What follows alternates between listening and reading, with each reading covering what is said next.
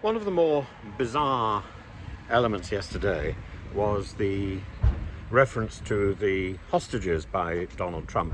Now, he was actually referencing two groups of hostages. He was referencing the hostages freed from Gaza, and particularly Noah Argamani, who was in the Capital One arena to hear this, and I think was sitting behind him. But her ordeal was cheapened by the fact that Trump was also referencing the other hostages, that is, the people who he had pardoned from the Capitol riots. It's extraordinary. You can't draw a parallel between the experience of being kept in the dark and in fear of your life after the Nova Music Festival and being involved in a violent altercation, trying to invade the Capitol buildings, to storm the Capitol, and to question the democratic process of the election of an American president. But Trump said, so now the work begins. We won, now we can bring them home. I hope that's true. He then goes on to say that he's not confident that the Gaza ceasefire will last, and I think that's perfectly reasonable. Gaza is chaos, but as any rabbi would point out, God creates out of chaos.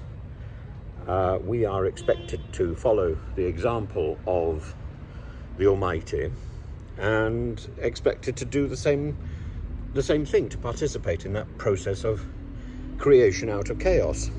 And the interesting thing is, if you go back to the book of Genesis, it says that God creates out of chaos. The earth, the void was a tohu vabohu, a formless nothing, a chaos, and darkness was everywhere. And when God creates the world, darkness isn't abolished, it's simply put to one side. It becomes night. And chaos isn't abolished, it's controlled. And the same thing is also true, I think. So that is very much a central part of Kabbalism and the role of humanity in identifying the work of God and finishing the work of God on earth. But it's also the principles in the Orthodox Christian tradition of theosis, that God divinizes creation. And I think these ideas are important and are well worth bearing in mind looking at Gaza. And Trump has looked at Gaza. Trump's view is that Gaza is a little bit like real estate, good real estate, that can be monopolized. And I worry a little that there's a bit of a settler sentiment going on there. But he said yesterday, it's a phenomenal location, best weather, beautiful things can be done. And then he goes on to talk about a stable and prosperous Middle East. It's not an unattainable dream. No, it's not. It's not an unattainable dream. And a stable and prosperous Middle East would be one step towards a stable and prosperous global economy, a place of hope for the next few decades.